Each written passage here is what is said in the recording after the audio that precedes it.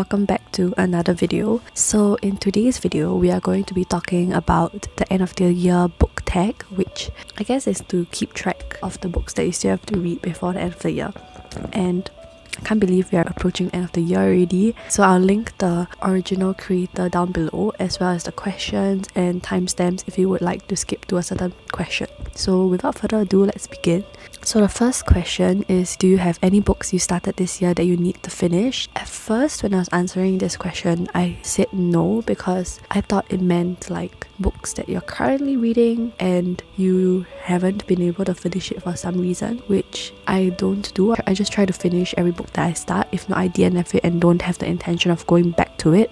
But then I remembered that I might want to return to a few books that I previously DNF'd because I wasn't in the mood for that at the time. So the first one is actually Duke Actually by Jenny Holiday. So I picked it up in January this year. Oh my gosh, that's quite long ago.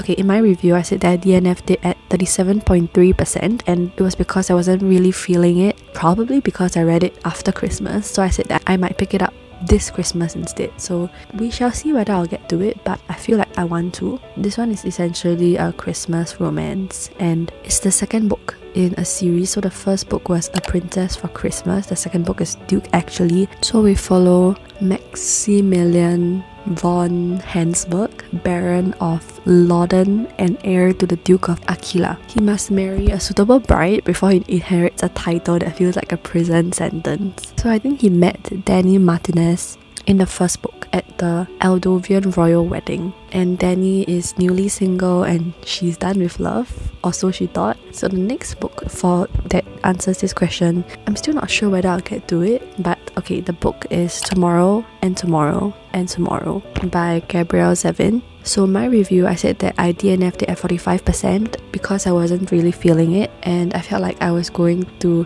fall into a reading slump if I continued pushing through the book. So that's when I stopped. And then I also mentioned that I'm not sure if I'll get back to this when I posted about my DNF review on my Instagram. I was convinced to try and pick it up again. Not sure whether I'll get to it this year, but I guess I'll try to. The trying is all that matters. So actually this book has been quite hyped on the book community in general, but if you haven't heard of this book before, it's basically about Sam and Sadie Green, who have known each other since childhood, but they lost contact with each other until one day they met each other on the platform coincidentally of a subway, I think, subway car, and they start to build this partnership together wherein they create games together. This story spans across 30 years and it's about their relationship with each other, the partnership with each other in creating games, and how this has affected their relationship, their personal relationships with other people, and so on and so forth. It is a love story, but apparently it's a love story that I have never read before, according to the blurb. The second question is, do you have an autumnal book to transition into the end of the year? Yes, I have a few. So the first one is actually Before Your Memory Fades by Toshikazu Kawaguchi, and this is the third book in the Before the Coffee Gets Cold series that has been translated to English by Geoffrey Trusselot. So if you haven't watched the reading vlogs where I read the first two books, I will link them up above for you, but the third book, it follows the same formula as the first two, wherein you have this cafe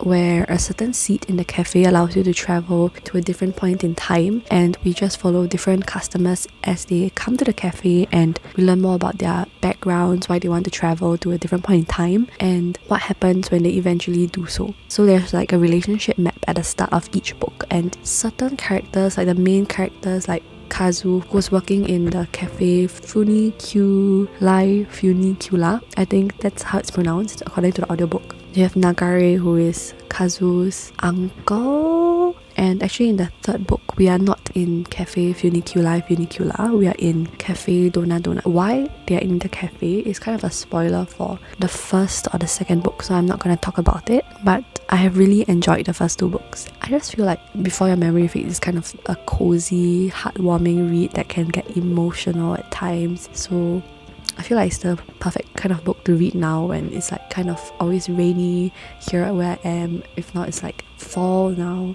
and I'm actually currently reading it, so stay tuned for my thoughts. The second book is actually A Conjuring of Light by V.E. Schwab. So look at how thick this is. Oh my gosh. Okay, so I started this series, A Darker Shade of Magic, this year, and I have yet to get to the last book. because I read A Gathering of Shadows, which is the second book, and I didn't really enjoy it as much as the first book, and I thought I needed a break before I got into the last book. So that's where we are at now. I think I should start on this soon because I'll definitely need a lot of time to get through this. Okay, but I won't tell you the synopsis of the third book because it might spoil the series. So instead I'll tell you the synopsis of the first book. So A Darker Shade of Magic is a fantasy, which I feel like is a great time to read fantasy now because you can like feel cozy and get all the vibes. In this world, we have 3 different Londons. You have Red London, where our main character Cal was raised in, and he officially serves the Marish Empire as an ambassador. And then you have White London, which has frequent bloody regime changes. It's the dullest of Londons without any magic left. So Red London has a lot of magic. You have Grey London, which is where another main character, Delilah Bard, is from.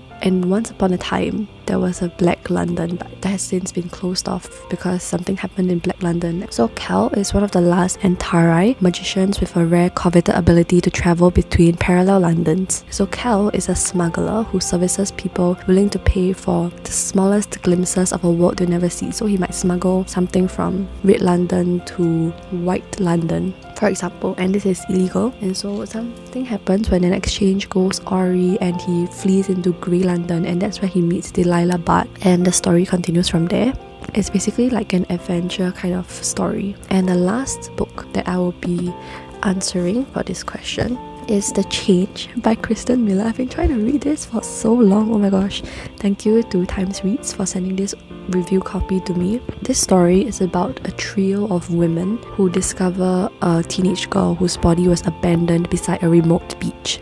Officially, the police have written the victim off, but the women refuse to buy into this official narrative, and so they continue investigating, which leads to more bodies. So the 3 women are Jo Levison, Nessa James, and Harriet Osborne.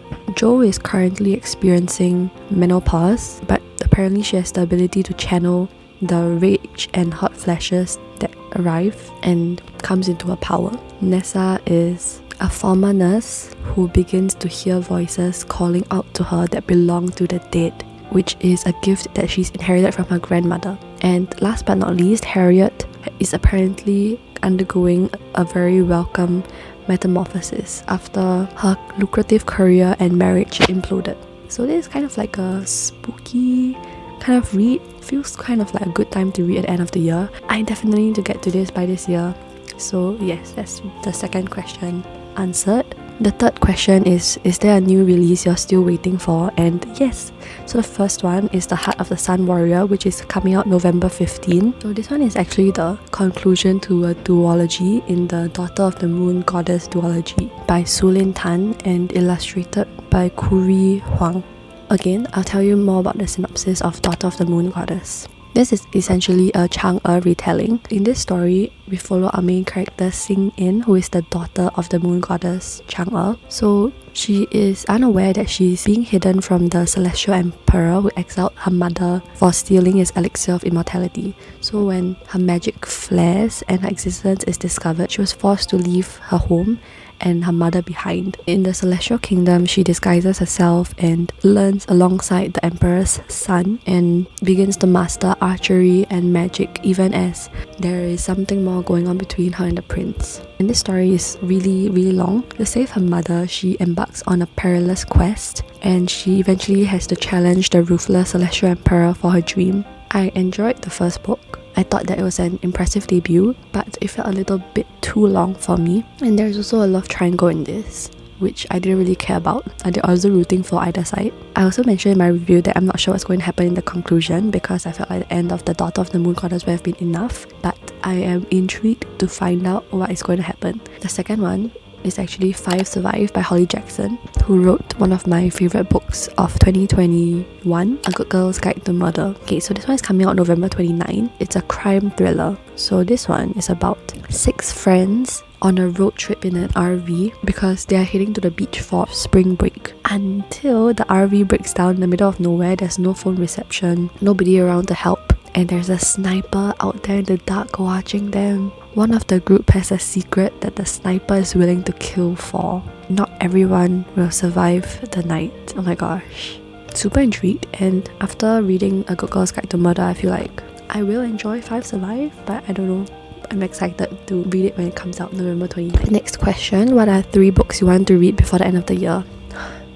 How could I just choose 3? Okay, I really had to narrow my answers down. So although there's a lot more than 3, I decided to do it by categories. So I have a lot of books in series that I would like to finish. So to choose one, okay, let's try to differentiate. Although A Conjuring of Light would be a series that I would have to finish because I answered it previously, I'm gonna say Four Aunties and a Wedding by Jessie Q Sutanto, who wrote Dial A for Aunties. It's a book that I really enjoyed. If you're interested in watching my reading experience, I'll link the vlog up above for you. But again, I cannot tell you what Four Aunties and a Wedding is about because it's the second book, so I'll tell you what Dial A for Aunties is about. In this, we follow Madeline Chan, who ends up accidentally killing her blind date the night before a wedding because her family runs a wedding business. So her meddlesome mother calls for her even more meddlesome aunties to help her get rid of the body, and it kind of gets roped into this wedding that they are preparing for the next day. So it's kind of like a comedic mystery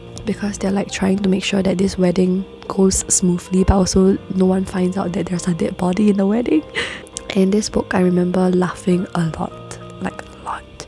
And I've never laughed, I don't think I've ever laughed out loud at a lot of books, but this was one that I definitely did, and I was like on MRT and everything. So although Four Aunties and a Wedding has a lower rating, it's like 3.5 on Goodreads compared to Dial A for Aunties, which is 3.76. I hope I'll still enjoy it somewhat. So the next category will be the 12 challenge. So basically, if you don't follow my Instagram, this is basically like a challenge that I started this year in January, which is where I was recommended 12 books by my friends and I read 1 book a month. But I'm currently following like a bit behind, like 1 book behind, because I have 3 books left, 3 or 4 books around there. Yeah, so one representative book that I chose to talk about was Pretty Girls by Karen Slaughter. 20 years ago, Claire Scott's elder sister Julia went missing. No one knew where she went. No note, no body. It was a mystery that was never solved, and it tore her family apart. Now another girl has disappeared with chilling echoes of the past, and it seems that she might not be the only one. Claire is convinced Julia's disappearance is linked, but when she begins to learn the truth about her sister, she is confronted with a shocking discovery and nothing will ever be the same.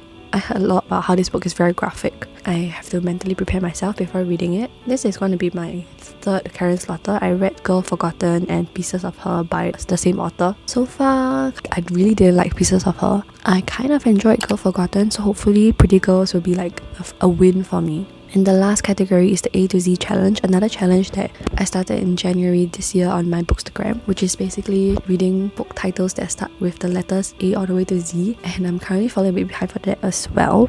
But a representative book that I'm going to talk about is XOXO by XZO. Okay, so this one is a very fluffy story, I think. So it's about cello prodigy Jenny, who wants to get into a prestigious music conservatory when she meets mysterious, handsome Jae-woo in her uncle's LA karaoke bar. They go out for an unforgettable night of adventure, but then he disappears without a word. 3 months later, when Jenny and her mother arrive in South Korea to take care of her ailing grandmother, she discovers that Jae-woo is a student at the same elite arts academy where she's enrolled for the semester, and he is a member of one of the biggest K-pop bands in the world, which means he's strictly forbidden from dating, because if you are familiar with the K-pop culture, idols aren't really able to openly say that they are in relationships because then their fans will boycott them. Yeah, it's like a whole thing in K-pop, which is kind of sad to see, but I hope things are starting to slowly change with like the new news of like certain idols getting together, like dating or getting married, things like that. I think it's just like a quick YA meet cute K-pop kind of book. The next question is there a book you think could still shock you and become your favourite book of the year? So I'm going to interpret this as whether I am going to read any anticipated releases that I think will be 5-star predictions. So the first one is Before Your Memory Fades. As mentioned, I've been looking forward to it coming out ever since I knew it was coming out this year, and so far I'm reading it. I hope it will shock me or make me emotional again and make me enjoy this book a lot, like the previous 2 books. The second book is A Venom Dark and Sweet by Judy Lin, which is the concluding book to A Magic Steeped in Poison, the book of tea duology. Again, vlog up above if you want to read about my reading experience, but I gave A Magic Steeped in Poison 5 stars.